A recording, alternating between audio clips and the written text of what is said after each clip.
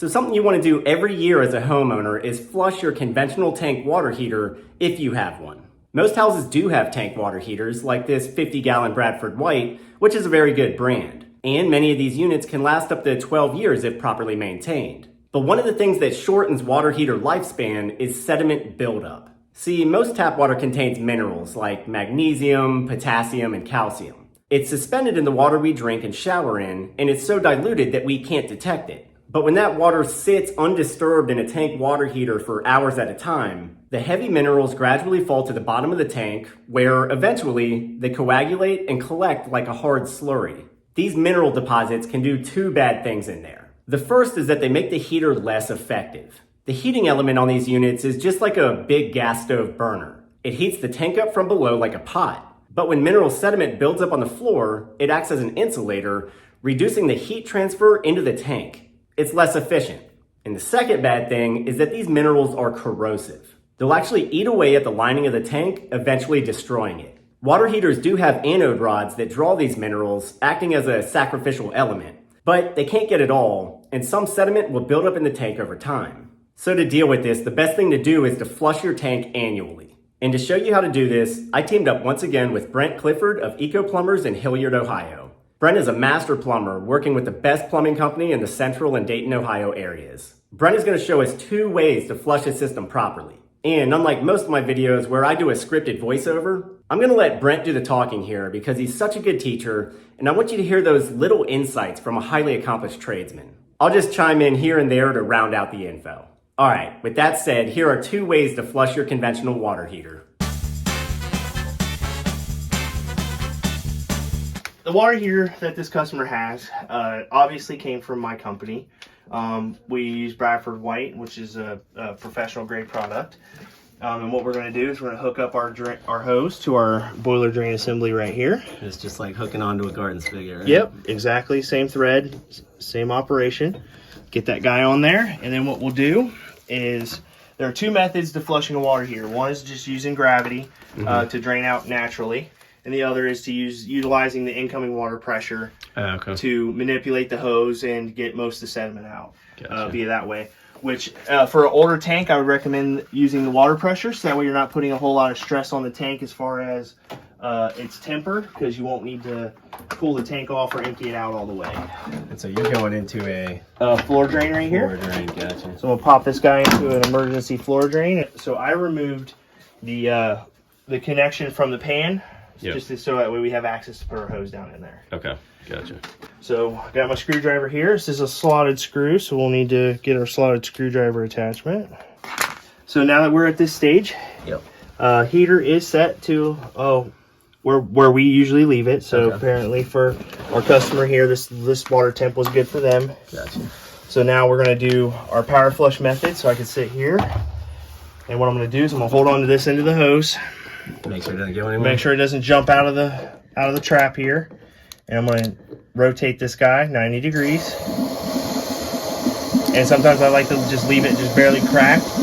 So that way I can hear if there's sediment. The pitch changed, which tells me there's something in there. So we'll open her up all the way. Let it run for a few seconds. So what it's doing is the cold water is actually running down to the bottom of the tank, stirring up that sediment and forcing it out here because there's no hot water running in the house, so it has nowhere to go but out this hole. So we'll go ahead and shut this off for a second, let that sediment settle, and I want to check the temp of my hose as well, make sure I'm not getting it's getting slightly warmer. But as we run water, it's going to get nice and hot. You say that's like a 90-degree ball valve? Is that what you call it? Yeah, this is a 360 ball valve, 360. But 90 degrees will turn it off and on. So this, when the slot is this direction, it's full on. When it's this way, it's off. Doesn't matter which way you turn it? Doesn't matter which way you turn it. So I can turn it the opposite direction. Off. Oh, I could feel that thing kick through. Yeah, oh yeah, because there's a lot of pressure in there. Yeah. And so that's the city's pressure basically pushing down through the water here. Correct. So, and as we manipulate this and let it settle, she has had her water heater flushed recently, so there's not a whole lot in here, if any. Gotcha. That's just the little fine stuff because I have it barely cracked open. And you can hear it coming through. And then a lot of times if it's an older style heater that we don't have the luxury of this type of valve, I'll use my hand on the hose and I'll kink it and I'll be able to feel it passing through. Gotcha. And I'll open it, close it. And I'll typically do this until the water heater and the water coming out of my hose runs cold. Gotcha. So we'll turn it off. So and you can see the pressure actually release from the hose. Yeah. So then what we could do. Okay, so that's essentially the power flush method. We left the cold water valve on and used the incoming pressure to force the water in the tank out through the spigot at the bottom. The flowing action stirs up sediment and kicks it out. But the tank stays full the whole time and the burner element stays on. In other cases, you may want to use the second option, the gravity drain, where we're going to empty the tank out completely and let it refill. But keep in mind, if we do this, we want the burner elements turned off because we don't want them heating up an empty tank. That excess heat can warp and damage the metal of the unit. So for an electric tank, you can most likely just flip a breaker at the start. For gas units, you want to turn the gas feed dial down to pilot or possibly away or vacation mode. This will leave the pilot running so you don't have to relight it later, but it won't create dangerous heat. Then later on, when the tank is full again, you can just turn the dial back up to your desired temp. So keep that in mind as we start to show our second method, the gravity drain. Okay. So what we'll do is we'll shut the valve off to the cold. Yep. Which is designated. There's a stamp on the top of the heater that tells me that that's the cold line. Gotcha. If I didn't already know, rule of thumb, facing the tank and it's facing you, cold is always on the right-hand side. Okay. So this is our second method that we're showing. Yep, this is the second method. So Okay. this is the gravity drain method. Gotcha. So gravity drain, so we've got this all set up for the gravity drain. Yep. So what we'll do is we'll open up this valve down here now that we have the water feed off to it. Yep. And there will always be a valve to open? Yep, of some sort, whether it be plastic because it came from a big box store, Yep. or some type of brass mechanism down here if it came from some kind of program. Okay. So now we've got it open, again. And of course we don't have any water flowing through it because we have it airlocked right now because there's no valves on in the house. Gotcha. So what we'll do is we'll have our customer turn on the hot water at their kitchen faucet and it'll start releasing this water out of this tank. So as you can see, I've got it on and it's actually sucking air. Gotcha. And then we'll do the hot here as well. So that's cold. That's cold. And then That's hot. Yep. Cool. Now that we have our valves open upstairs, Yep. we have our valve open here, but our cold water shut off to the tank. Yep. We can now check our hose here. Yep. Is gravity draining the interior of this tank out. Gotcha.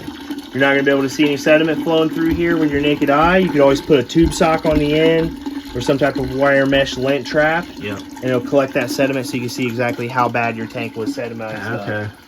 Okay. What does sediment look like? It could range. It could be like a bacterial slime, or it could be hard chunk stuff similar to this up here. To the what do you call it? To the corrosion here from the electrolysis. Gotcha. It'll be like really fine grit, or it could be large chunks of grit. It just depends on how long it's been in there and established and collecting with itself. Okay. Some heaters, depending on the water quality in the area, may recommend you do it more frequently than 12 months. Okay. So right here, I just heard it pass through. So all the water out of the hot side of the whole home system is now drained out. Gotcha. And is now we're into working its way draining down. this tank. Okay. And so that hose is still just working over time. Oh yeah. So I've got this hose. So just to keep the noise down, I have Yeah. it in the actual water of the trap. Yeah. But if I lift it above the trap line, You can see it's running. Gotcha. you can see. So right now, we've done gravity drained it. Yep. So what we're going to do is get it set back up to refill the tank. Okay. So this right here is the valve. Yep. So right now this slot, so that's on. Yep. Now we're off. Okay. So now we're set in the off position. Yep. Then we'll come up to the top of the tank. This particular water here is a full port ball valve. Some may have a gate wheel. Okay. But we're going to go ahead and reestablish water. So we're going to do this nice and slow. So we're going to introduce water slowly. And then upstairs, we'll leave a faucet open or some type of device on the hot side, because as this displaces the water and fills this tank, it's pushing the air back out of the system up through that faucet. Okay, go ahead.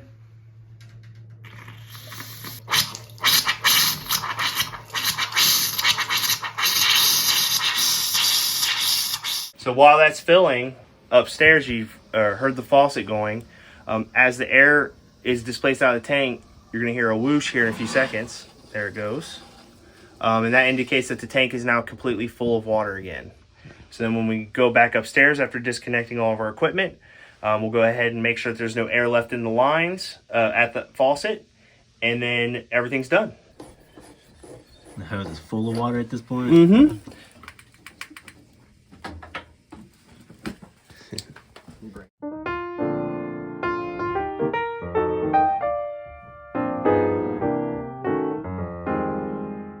So that's it. 2 methods for flushing conventional water heaters. I really want to thank Brent and Eco Plumbers for helping with this video. Once again, you won't find a better teacher or a better company anywhere. If you're in the Central and Dayton, Ohio areas, call them for your plumbing needs. And if you're interested in becoming a plumber on their team, check out Eco Plumbers University, their amazing in-house training program. As always, thanks for watching. Be sure to check back soon for more videos coming up, and please consider subscribing and hit that little bell button to turn on notifications. That way you'll know the moment we post something. I'm Ethan James with The Honest Carpenter. I'll see you next time.